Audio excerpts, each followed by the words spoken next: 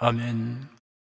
국내 국외 각 가정과 각 처소에서 예배드리시는 성도 여러분에게 우리 주 예수 그리스도의 은혜가 충만하기를 축복합니다. 성령께서 이 시간 우리 각 사람에게 살았고 운동력 있는 말씀의 권능을 풍성하게 체험하게 하여 주시고 예수님을 아는 지식이 더하게 하실 것을 확신합니다. 오늘은 누가복음 3장 21절에서 4장 13절까지를 함께 살펴보겠습니다. 3장 21절, 22절 두 절을 함께 읽겠습니다.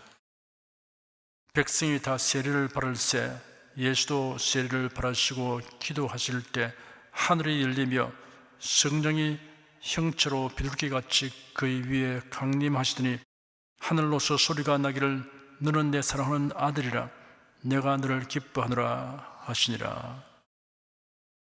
예수님이 요한에게 세례 받으시는 기사는 사복음서에 모두 기록되어 있습니다.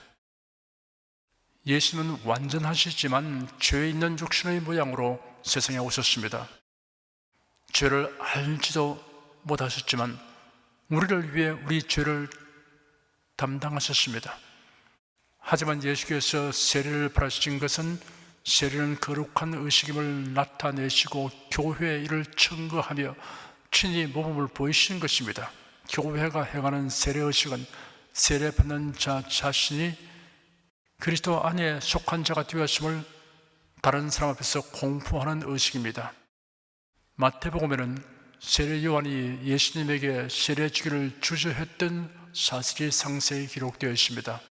그런데 누가복음에는 세례 요한의 사역이 절정에 다다랐을 때 예수님도 많은 백성들과 함께 세례를 받으셨다는 사실만을 간략하게 기록되었습니다. 누가가 이처럼 간략하게 언급한 이유는 이 기록을 통하여 세례 요한의 활동이 막을 내리고 예수께서 본격적으로 나서서 사역하시게 됨을 부각시키려 하는 것입니다. 누가는 예수께서 세례 받은 후에 기도하시는 장면을 기록했습니다. 누가는 기도와 성령에 대하여 강조하였습니다. 예수께서 기도의 모범을 보이신 기록이 누가복음 6장 12절, 9장 28절, 22장 42절, 23장 34절에 있습니다. 그 중에서 여기 3장 21절이 첫 장면입니다. 예수께서 기도하실 때 하늘이 열렸습니다. 이런 예수님의 환상을 본 것이 아니라 실제로 목격하시는 것입니다. 이 장면은 예수님은 그를 믿는 모든 자에게 하늘에 계신 아버지 하나님의 은혜의 보좌 앞으로 나아갈 수 있게 하여 주신다는 의미를 시사합니다. 성령이 형체로 비둘기같이 예수님 위에 강림하였습니다. 비둘기는 평화와 순결과 온조를 상징합니다. 예수님의 성품과 사역의 특성을 나타내고 있습니다. 예수님에게 성령의 임재는 구약 예언대로 그가 기름 부음 받은 자 곧 그리스도이시며 그 임무를 수행하실 분이심을 나타내는 것입니다. 성령의 임재와 함께 하늘에서 너는 내 사랑하는 아들이라 내가 너를 기뻐하노라 라는 소리가 났습니다. 사랑하는 아들이라는 용어는 독생자를 의미합니다.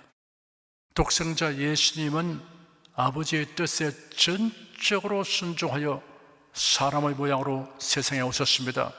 이런 아버지를 기쁘시게 하였습니다. 빌립보서 2장에 기록되기를 그런 근본 하나님의 본체시나 하나님과 동등됨을 취할 것으로 여기지 아니하시고 오히려 자기를 비워 종의 형체를 가져 사람들과 같이 되었고 사람의 모양으로 나타나셨으며 자기를 낮추시고 죽기까지 복종하셨으니 곧 십자가에 죽으심이라 하였습니다. 예수 그리스도를 믿어 거듭나고 하나님의 자녀된 성도들은 아버지 하나님께로부터 내가 너를 기뻐하노라 라는 말씀 듣기를 사모하는 것이 마땅합니다.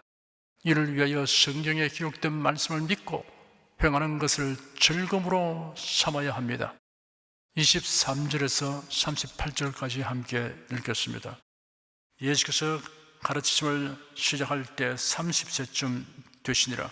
사람들이 아는 대로는 요셉의 아들이니 요셉의 이상은 헬리요, 그 이상은 맏다시요, 그 이상은 레이요, 그 이상은 멜기요, 그 이상은 안나요, 그 이상은 요셉이요, 그 이상은 맏다디아요, 그 이상은 아모스요, 그 이상은 나훔이요, 그 이상은 에슬리요, 그 이상은 낫게요, 그 이상은 마아시요, 그 이상은 맏다디아요, 그 이상은 스므은이요, 그 이상은 요색이요, 그 이상은 요다요, 그 이상은 요하나니요, 그 이상은 레사요, 그 이상은 스루바벨이요, 그 이상은 살디엘이요, 그 이상은 네리요, 그 이상은 멜기요, 그 이상은 아띠요, 그 이상은 고삼이요, 그 이상은 엘마담이요, 그 이상은 에르요, 그 이상은 예수요, 그 이상은 엘리에스요, 그 이상은 요림이요, 그 이상은 마따스요, 그 이상은 레이요, 그 이상은 시몬이요, 그 이상은 유다요, 그 이상은 요셉이요, 그 이상은 요남이요, 그 이상은 엘리야김이요, 그 이상은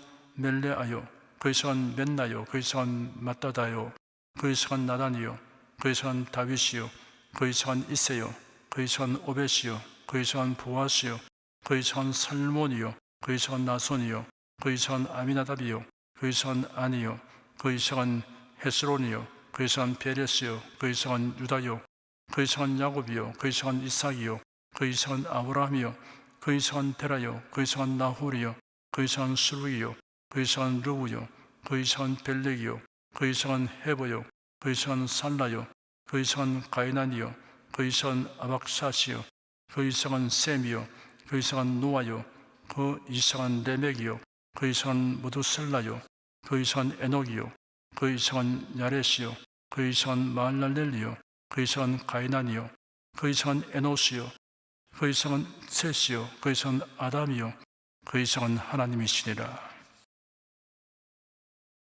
예수께서 30세쯤 되어 공생애를 시작하셨다는 기사는 누가복음에만 있습니다.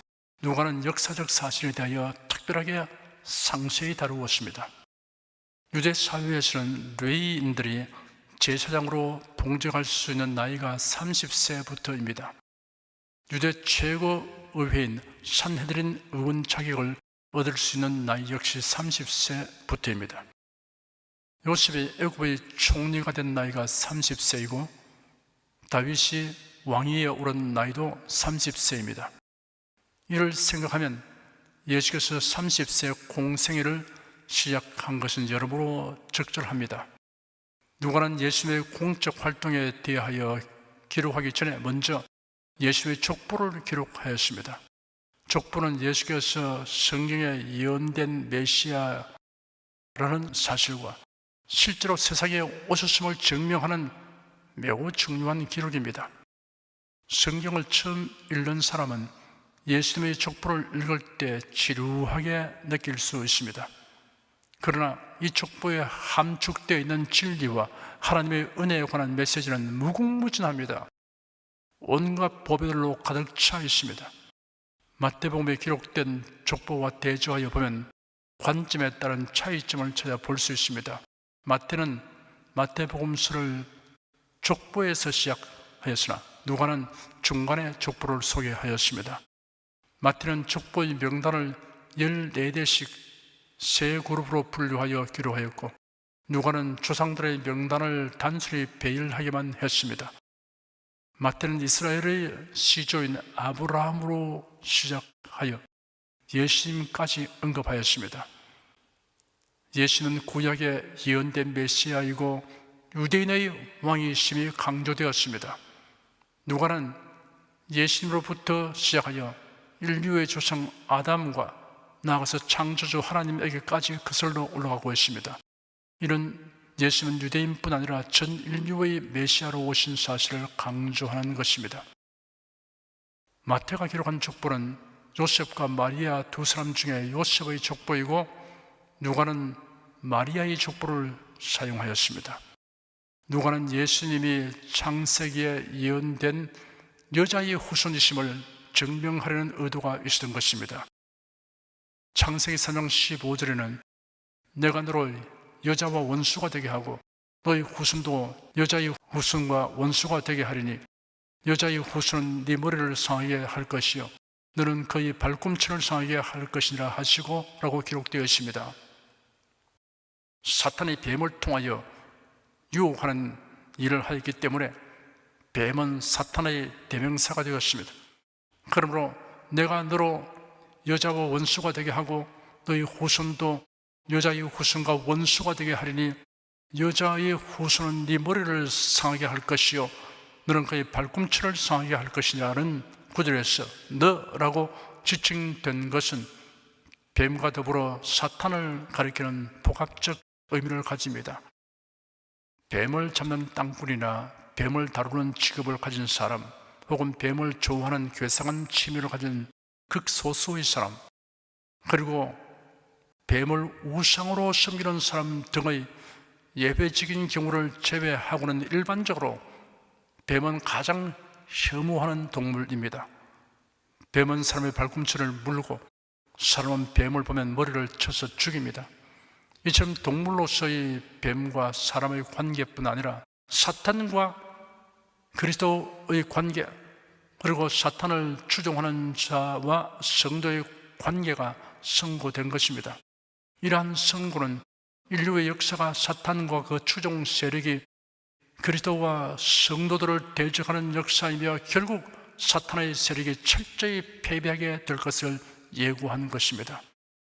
여자의 후손이란 장차 동정녀의 몸에서 탄생하실 예수 그리스도를 가리킵니다. 사탄은 여자를 꿰어 선악과를 먹게 하고 그로 인하여 인간을 멸망케 하려 했지만 하나님의 섭리는 오히려 여자를 통하여 메시아가 오시게 하여 사탄의 세력을 멸하고 사람이 구원을 얻게 하셨습니다. 남자의 후손이라고 하지 않으시고 여자의 후손이라고 하였습니다. 아담의 자손은 모두 원죄에 의하여 죄인으로 태어나기 때문에 죄 없으신 하나님의 독생자가 동정녀의 몸에 성령으로 잉태되어 사람의 모습으로 세상에 오셔야만 했습니다. 모태에서 아기는 어머니의 혈액을 공급받는 것이 아닙니다. 모체의 혈액을 공급받는다면 모든 아기의 혈액형이 어머니와 같을 것입니다. 그러므로 여자의 후손이 사탄의 머리를 상하게 하시는 말씀에는 하나님의 아들 예수 그리스도가 동정녀를 통해 사람으로 세상에 오실 것이 계시되어 있습니다. 마태복음 1장에 기록되기를 예수 그리스도의 나심은 이러하니라 그 모친 마리아가 요셉과 정혼하고 동거하기 전에 성령으로 잉태된 것이 나타났더니 그 남편 요셉은 의로운 사람이라 저를 드러내지 아니하고 가만히 끊고자 하여 이 일을 생각할 때 주의 사자가 현몽하여 가로되 다윗의 자손 요셉아 네 아내 마리아 데려오기를 무서워 말라 저에게 잉태된 자는 성령으로 된 것이라 아들을 낳으리니 이름을 예수로 하라 이는 그가 자기 백성을 저희 죄에서 구원할 자이심이라 하니라. 이 모든 일이 된 것은 주께서 선지자로 하신 말씀을 이루려 하심이니 가라사대 보라 처녀가 잉태하여 아들을 낳을 것이요 그 이름은 임마누엘이라 하리라 하셨으니 이를 번역한 적 하나님이 우리와 함께 계시다 함이라. 요셉이 잠을 깨어 일어나서 주의 사자의 분부대로 행하여 그 아내를 데려왔으나 아들을 낳기까지 동침치 아니하더니 나음의 이름을 예수라 하니라 하였습니다. 갈라디아서 4장에는 때가 참에 하나님이 그 아들을 보내사 여자에게서 나게 하시고 율법 아래 나게 하신 것은 율법 아래 있는 자들을 속량하시고 우리로 아들의 명분을 얻게 하려 하심이라 하였습니다. 하나님의 선고가 내려진 그날부터 사탄은 여자의 후손으로 오실 메시아를 두려워하며 이를 막으려고 전력을 경주하기 시작하였습니다. 그 역사를 차례대로 살펴보면 이러합니다. 가인이 아벨을 죽이도록 배후 조종했습니다. 셋의 아들들이 가인의 딸들과 결혼하여 세속화되게 했습니다. 아브라함의 아내 사라를 애굽 왕과 그랄 왕에게 빼앗기게 했습니다. 이스마엘이 이삭을 못살게 굴도록 했습니다. 에서의 마음에 야곱을 죽이려는 살의를 품게 했습니다. 바로가 히브리 민족 멸절을 시도하게 했습니다. 아말렉이 이스라엘 백성을 멸절시키려고 공격하게 했습니다. 아하수에로 왕이 페르사를 통치할 때 총리 되신 하만을 통하여 유대인 멸절을 도모했습니다. 하만은 유대인 모르드게가 그에게 경의를 표하지 않은 것에 분노하여 유대인을 박멸할 결심을 하고 그 음모를 진행하여 왕의 허락을 받았으나 그 계획이 왕후 에스더와 모르드게의 노력으로 숲으로 돌아갔습니다. 헤롯 왕이 예수님 탄생하신 때를 기준으로 하여 베들레헴에서 태어난 2살 이하의 아기를 모두 살해하게 하였습니다. 헤롯 왕과 대상 가야바 그리고 총독 빌라도 즉 유대인과 로마인이 합동하여 예수님을 십자가에 못 박아 죽였습니다. 사탄은 가인이 아벨을 죽이도록 작용한 그날부터 계속 실패해 오다가 결국은 메시아가 탄생하고 말았습니다. 그러나 끈질긴 사탄은 기어코 메시아를 죽여 자기 뜻을 이뤘다고 기뻐 날뛰었습니다. 하지만 사탄의 승리는 사흘 만에 끝장나고 말았습니다. 예수 그리스도께서 무덤에서 부활하셨기 때문입니다. 사탄은 예수님의 발꿈치를 상하게 했으나 예수님은 사탄의 머리를 상하게 하셨습니다. 머리가 박살난 뱀은 제기불능입니다. 예수님의 상한 발꿈치는 부활하심으로 말끔히 치유되었습니다. 하나님께서 인간을 구원하시려고 예수 그리스도를 보내시는 것은 갑자기 된 일이 아닙니다. 이처럼 아담이 죄를 범한 그 날에 은혜의 복음이 선포된 것입니다. 창세기 3장 15절은 흔히 원시복음 혹은 최초의 복음이라고 부릅니다. 하나님께서 인간에게 주신 최초의 언약은 인간의 순종을 전제로 영생을 약속한 행위의 언약이었습니다. 그러나 그 언약은 아담의 불순종으로 인해 파기되었으며 그로 말미암아 하나님과 인간의 관계는 단절되고 말았습니다. 따라서 관계 회복을 위하여서는 인간의 의지와는 관계없는 오직 하나님의 주권적인 은혜에 의한 새로운 약속이 주어져야 했는데 그것을 가리켜 은혜 언약이라고 합니다. 이런 하나님의 은혜 언약은 여러 시대에 걸쳐 여러 형태로 인간에게 주어졌는데 성경에 기록된 첫 번째 것이 창세기 3장 15절에 나오는 여자의 후손 언약입니다. 이처럼 은혜 언약이란 타락한 인간이 제기불능의 상태가 되었음에도 불구하고 메시아로 말미암는 속죄를 언약 형식으로 주었습니다. 이런 하나님의 일방적인 구원 계획입니다. 전적으로 하나님의 은혜로 말미암기 때문에 은혜 언약이라고 칭합니다. 하나님은 에덴에서 처음 복음을 선포하신 이래로 여러 부분과 여러 모양으로 점진적인 계시를 더하셨습니다. 그리고 마침내 예수 그리스도의 십자가 대속의 사건으로 구속사역을 이루셨습니다. 이제 남은 것은 예수 그리스도의 재림과 심판입니다. 4장 1절에서 13절까지 함께 읽겠습니다. 예수께서 성령의 충만함을 입어 요단강에서 돌아오사 광야에서 40일 동안 성령에게 이끌리시며 마귀에게 시험을 받으시더라.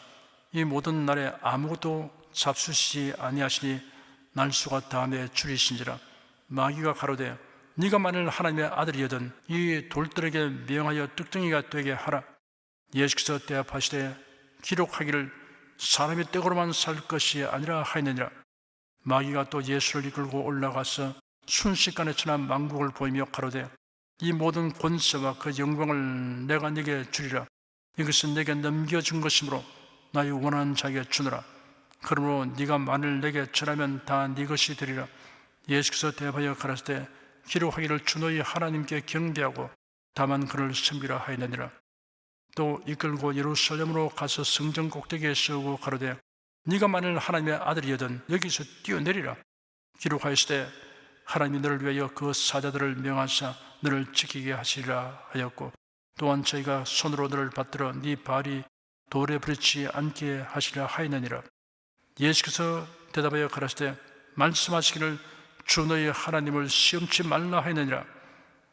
마귀가 모든 시험을 다 한 후에 얼마 동안 떠나니라. 세례 요한은 예수 그리스도에 관하여 말하기를 그는 흥하여야 하겠고 나는 쇠하여야 하리라고 하였습니다. 그러므로 이제부터 세례 요한의 활동은 서서히 사라지고 예수님의 활동이 활발히 시작되었습니다. 마치 태양이 솟아오르면 새벽별이 사라짐과 같습니다. 1절과 2절에 예수께서 성령의 충만함을 입어 요단강에서 돌아오사 광야에서 40일 동안 성령에게 이끌리시며 마귀에게 시험을 바라시더라. 이 모든 날에 아무도 잡수시지 아니하시니 날수가 다음에 줄이신지라 하였습니다. 하늘이 열리고 하나님의 성령이 예수님 위에 내려오고 하나님의 아들이심과 세상의 구세주 이미 선포된 후 요단강에서 돌아오신 예수님은 광야로 가서 마귀에게 시험을 받으셨습니다. 큰 명예와 책임과 은혜가 주어진 직후에도 마귀의 시험은 다가옵니다. 성령 충만한 자에게도 시험이 있습니다. 우리는 때때로 스스로 시험거리를 만듭니다. 그러나 예수님은 성령에게 이끌리시며 마귀에게 시험을 받으셨습니다. 성령께서 시험하신 것이 아닙니다. 마귀는 악한 의도로 시험합니다. 하나님은 선한 의도로 시험하십니다. 창세기 22장에는 그 일 후에 하나님이 아브라함을 시험하시려고 그를 부르시되라고 기록되었습니다. 여기에 시험이란 테스트하다, 검사하다, 정련하다는 의미입니다. 예수님이 가르치신 기도문에 시험에 들게 하지 마옵시고 라는 부분이 있습니다. 시험을 당할지라도 시험에 들지는 않아야 합니다. 시험 받는 일 그 자체는 죄가 아닙니다. 하와가 뱀에게 유혹을 받았다고 죄가 되는 것은 아니었습니다. 시험에 들어서 죄를 지었습니다. 예수는 모든 일에 우리와 한결같이 시험을 받은 자로 돼 죄는 없으시다라고 성경에 기록되었습니다. 나무가 폭풍을 견디면 뿌리가 더욱 깊어지듯이 시험을 이기면 영적 성장을 가져오고 더욱 강하여집니다. 여러 가지 시험을 인하여 잠시 근심하게 되지 않을 수 없으나 오히려 크게 기뻐하게 됩니다. 시험을 당하지 않게 해달라고 기도할 것이 아니라 시험을 능히 이기도록 하여 달라고 기도해야 합니다. 이 모든 날에 아무도 잡수시지 아니하시니 날수가 다함에 줄이신지라 하였습니다. 예수님이 40일을 금식하신 이유는 다가오는 시험을 이기기 위한 준비로 한 것이 아닙니다. 예수는 아버지 하나님이 그에게 맡기신 사역을 수행하기 위해서 금식하며 기도하신 것입니다. 3절과 4절에 마귀가 가로되 네가 만일 하나님의 아들이거든 이 돌들에게 명하여 떡덩이가 되게 하라. 예수께서 대답하시되 기록하기를 사람이 떡으로만 살 것이 아니라 하였느니라 하였습니다. 마귀는 하와에게도 만일이라는 말로서 의심을 심었고 욥에게도 만일이라는 말로서 의심을 심었습니다. 마귀는 우리의 궁핍을 기화로 삼아 하나님의 선하심과 돌보심을 의심하도록 유혹합니다. 예수는 신명기 8장 3절에 기록된 말씀을 인용하여 기록하기를 사람이 떡으로만 살 것이 아니라 하느니라 라는 말씀으로 마귀의 유혹을 물리치었습니다. 마귀와 변론하여 설득하고 계몽시키려고 하지 말아야 합니다. 말씀으로 대적하고 물리쳐야 합니다. 사람이 떡으로만 사는 것이 아닙니다. 음식은 사람의 육신을 위해 소용되는 것입니다. 영혼을 위한 것이 아닙니다. 떡으로는 영생을 얻지 못합니다. 마귀의 시험은 먹는 것에서 시작했습니다. 아담 하와에게도 그러했고 예수님에게도 그러했습니다. 아담은 보기에 좋고 먹기에 좋은 과실이 널려있는 에덴 동산에서 선악과로 인하여 시험 들었습니다. 예수는 40일 금식하여 줄인 상태에서도 돌들이 떡이 되게 하여 굶주림을 해결하도록 하라는 마귀의 유혹을 물리침으로 시험을 이기셨습니다. 예수는 잔치집에 포도주가 결핍하게 되어 신랑과 신부가 낭패를 당할 징이 된 것을 알리는 마리아의 요청을 받고 물로서 포도주를 만드시는 기적을 행하셨습니다. 그러나 광야에서 마귀의 충고를 쫓아 배고픔을 해결하려고 돌이 떡이 되게 하는 기적을 행하지는 않았습니다. 5절, 6절, 7절에 마귀가 또 예수를 이끌고 올라가서 순식간에 천하만국을 보이며 가로되 이 모든 권세와 그 영광을 내가 네게 주리라. 이것은 내게 넘겨준 것이므로 나의 원하는 자에게 주느라.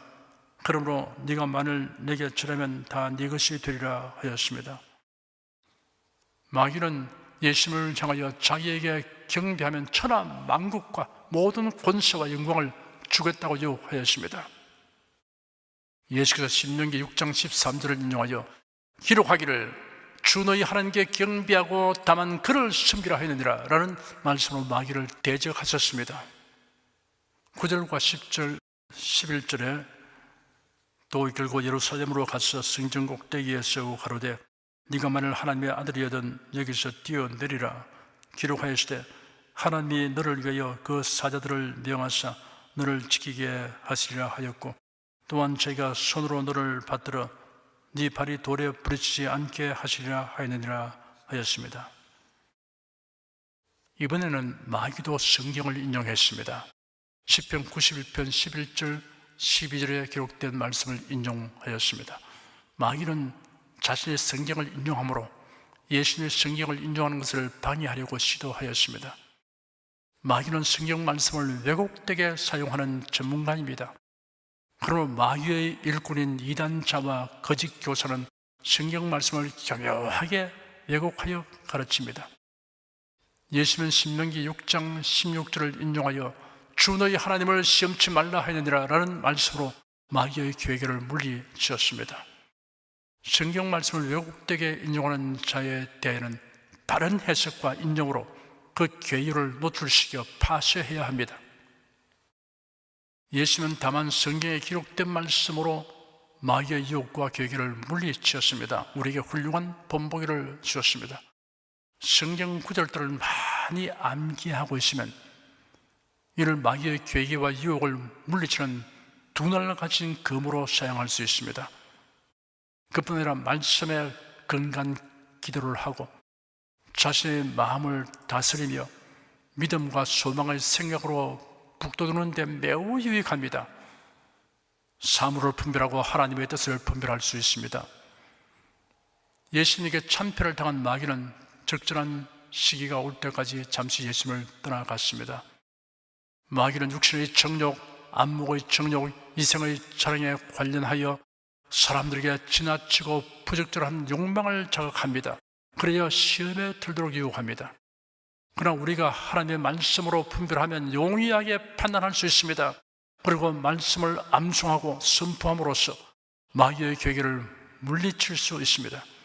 여러분은 이러한 방법으로 날마다 이기며 살아가시기를 축원합니다. 기도하겠습니다. 예수께서 요단강에서 세례받으시고 기도하실 때 하늘이 열리며 너는 내 사랑하는 아들이라 내가 너를 기뻐하노라 라는 음성이 들렸던 그 광경을 우리가 마음에 그려봅니다. 그 광경에서 넘쳐나오는 은혜와 감동이 우리 심령을 압도합니다. 그래도 예수로 말미암아 하나님의 자녀된 우리들도 너는 내 사랑하는 자녀라 내가 너를 기뻐하노라 라는 말씀을 들을 수 있게 되었으니 그 기쁨과 행복감을 다 형언할 수 없음을 고백합니다. 너는 내 사랑하는 자녀라 내가 너를 기뻐하노라 라는 말씀이 자신에 대한 절실한 표현, 실제 꼭 들어맞는 표현이 되도록 힘쓰며 살겠습니다. 유혹의 욕심을 따라 썩어져가는 구습인 육신의 정욕, 안목의 정욕, 이성의 자랑을 우리가 추구하는 일이 없도록 성령님 도와주시옵소서. 예수 그리스도 이름으로 기도드립니다. 아멘. 찬송가 218장을 부르십시다.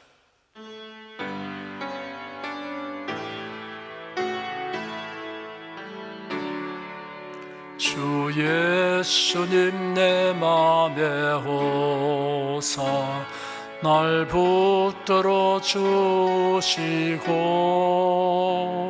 내 마음에 새 힘을 주사 늘 기쁘게 하옵소서. 사랑의 주 사랑의 주 내 마음속에 찾아오사 내 모든 죄 사하시고 내 상한 맘 고치소서. 주 예수님 내 맘에 오사 내 소원 다시고 내 무거운 짐 맡아주사 맘 편하게 하옵소서. 사랑의 주 사랑의 주 내 마음속에 찾아오사 내 모든 죄 사하시고 내 상한 맘 고치소서. 주 예수님 내 맘에 오사 날 정결케 하시고 그 은혜로 내 맘에 채워 널 충만케 하옵소서. 사랑의 주 사랑의 주 내 마음속에 찾아오사 내 모든 죄 사하시고 내 상한 맘 고치소서. 주 예수님 내 맘에 오사 내 앞길 인도하여 이 세상을 심판할 때에 날 흠없게 하옵소서. 사랑의 주 사랑의 주 내 마음속에 찾아오사 내 모든 죄 사하시고 내 상한 맘 고치소서. 아멘.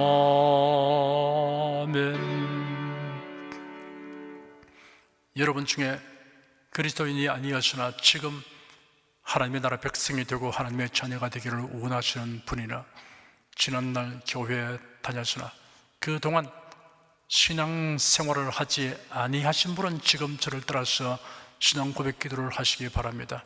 성도 여러분은 자신의 신앙을 견고히 하기 위해서 함께 기도하시기 바랍니다. 하나님 아버지, 저를 불러주시니 감사합니다. 예수께서 십자가에 못 박혀 죽으시고 죽음에서 부활하심으로 저희 모든 죄를 사하여 주시고 저를 구원해 주니 감사합니다. 예수님은 나의 구세주이시며 하나님이시며 주님이심을 믿고 고백합니다. 하나님을 변함없이 경외하고 사랑하고 의지하며 살겠습니다. 힘써 복음을 전하며 살겠습니다. 예수님 이름으로 기도드립니다. 아멘. 여러분 가슴에 손을 얹으십시오. 우리 기도를 응답하신 하나님을 앙망하시기 바랍니다. 병약한 분들은 아픈데 믿음의 손을 얹으십시오. 주 성령께서 우리 가운데 임하여 계십니다. 예수님의 사랑과 능력과 대속의 은혜로서 우리를 치료하여 주십니다. 성령의 나타남과 능력으로 표적과 기사를 베풀어 주십니다. 나는 너희를 치료하는 여호와임이라. 예수께서 가르치시며 천국 복음을 전파하시며 모든 병과 모든 약한 것을 고치시니라. 너희 중에 병든 자가 있느냐? 위하여 기도할지니라. 믿음의 기도는 병든 자를 구원하리니 주께서 저를 일으키시리라. 병 낫기를 위하여 서로 기도하라. 이러한 성경 말씀에 의거하여 우리가 하나님께 신주를 간구하오니 응답하여 주시옵소서. 너희가 얻지 못하면 구하지 않기 때문이라고 말씀하셨으므로 기도하는 담력과 즐거움을 주시니 감사합니다. 믿는 자들에게 이런 표적이 따르리니 병든 자에게 손을 얹으면 나으리라 하신 약속을 좇아 지금 연약하고 병든 곳에 손을 얹고 간구하는 모든 성도들에게 하나님의 권능이 임하여 낫게 하여 주시옵소서. 병들어 고통하는 친족과 교우들을 위하여 기도하오니 불쌍히 여기시고 치료하여 주시옵소서. 모든 병과 모든 약한 것을 고치신 예수님께 간구합니다. 상한 몸, 병든 몸을 고쳐 주시옵소서. 뇌, 구강, 혀, 척수, 갑상선, 임파선, 뼈, 골수, 인대, 관절, 디스크, 근육, 신경, 혈액, 혈관, 피부를 고쳐 주시옵소서. 시각기관, 청각기관, 심장, 호흡기, 소화기, 비뇨기의 기능이 완전하게 하여 주시옵소서. 예수 그리스도 이름으로 명한다. 병만은 물러가라. 통증과 염증은 나을지어다. 암과 종양은 소멸될지어다. 각종 장애는 치유될지어다. 예수 그리스도 이름으로 명하노라. 지금 낫게 될지어다. 순식간에 나을지어다. 모든 병과 모든 약함은 치유될지어다. 병량의식은 제거되고 건강의식으로 충만하게 될지어다. 신유의 능력이 몸과 마음에 계속 머물러 있게 하여 주시옵소서. 몸과 마음이 마치 위안가에서 나온 송아지처럼 독수리가 날개치며 올라감같이 활기차게 하여 주시옵소서. 생활에 다가오는 풍파는 고요하고 잠잠하게 하여 주시옵소서. 모든 일에 항상 모든 것이 넉넉하여 드리고 베푸는 일을 풍성하게 행하도록 하여 주시옵소서. 슬픈 일을 당한 성도들에게 주님께서 손내밀어 붙들어 주시고 주님의 음성을 들려 주시옵소서. 슬픔보다 더 큰 위로가 임하여 속히 극복하게 하여 주시옵소서. 가정이 평안하고 가족이 모두 독실한 신앙을 가지게 하여 주시옵소서. 탁월한 지혜와 명철을 주셔서 모든 일을 바르게 분별하고 판단하며 선택할 수 있게 하여 주시옵소서. 어제나 오늘이나 동일하신 예수께서 지금도 우리를 용서하시고 치료하시며 위로하여 주시니 감사합니다. 예수 그리스도 이름으로 기도드립니다. 아멘. 내 믿음대로 될지어다. 기쁘고 감사한 마음으로 예물을 드리십시다. 천지 만물을 창조하시고 주관하시는 거룩하신 하나님 아버지, 지난 한 주간 우리를 주님의 돌보시는 은혜 가운데 살게 하시고 오늘 거룩한 주의 날에 성도들이 모여 신령과 진정의 예배를 드리게 하여 주시니 감사합니다. 이 시간 설교를 통하여 은혜와 진리의 말씀을 듣고 깨닫게 하시니 감사드립니다. 우리가 주님의 말씀대로 행하며 살기 원하오니 권능의 손길로 도와주시옵소서. 주님께서 베풀어 주시는 은혜에 감사하며 정성껏 예물을 드리오니 기쁘게 받아 주시옵소서. 우리 주 예수 그리스도 이름으로 기도드립니다. 아멘.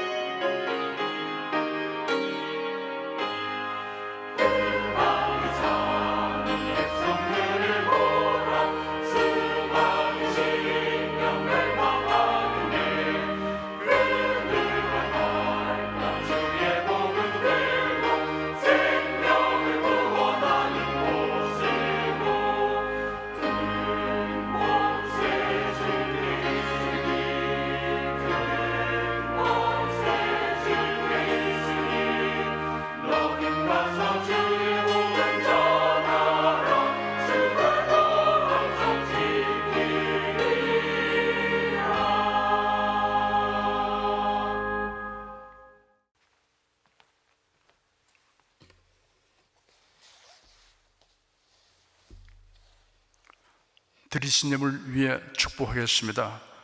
하나님께 감사헌금 11조 건축헌금 선교헌금 1,000교회 설립헌금을 드렸습니다.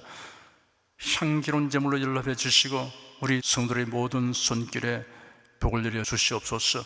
능력하여 착한 일을 넘치게 하며 살게 하여 주시옵소서. 예수 그리스도의 이름으로 축복하며 기도드립니다. 아멘. 성령 부르겠습니다.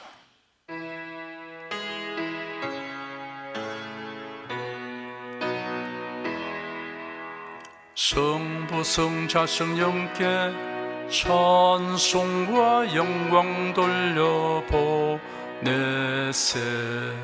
태초로 지금까지 또 영원 무궁토록 성삼위께 영광 영광. 아멘.